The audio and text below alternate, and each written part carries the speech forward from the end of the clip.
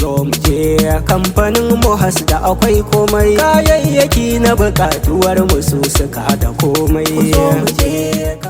Lallai muhas sun zo muku da sabon al'amari dan share muku hawayenku. A muhas suka kawo muku fyalla-fyallan wayoyin hannu na zamani, muhas kwamfutoci, muhas riguna da takalma, ga jakunkuna na maza ko na mata. Muhas suna yi muku oda na kayayyakin da kuke so daga kasashen duniya. Kai dai kawai garzayo muhas ka yi bayanin kayan da kake bukata ai maka oda, cikin kwanaki kalilan za su zo gare ka cikin aminci. Muhas sun bude ajin koyar da dabarun kasuwanci da yadda za ka yi odar kayanka da kanka. Fara kasuwancinka da gwaggwabar riba mai albarka. Odar kake bukata ko kuma shiga ajin koyon dabarun kasuwanci ko kuma ɗaiɗaikun kayan amfani na yau da kullum? Maza garzayo ofishinsu da ke Gwarzo Road kan titin zuwa Rijiyar Zaki. Ofishi mai lamba B8 da ke Khairat Plaza da ke kallon Festigate na Jambulo a kanan Dabo, ko kuma ku tuntuɓe su akan lambobin waya kamar haka: 091-2158-2112 ko kuma 090-294-251. Muhas, ci gabanku da kasuwancinku shine burinmu. Suna zuwa su yi maka komai, muhas da akwai komai, lafiya lau kayan ka za su iske ka a daidai.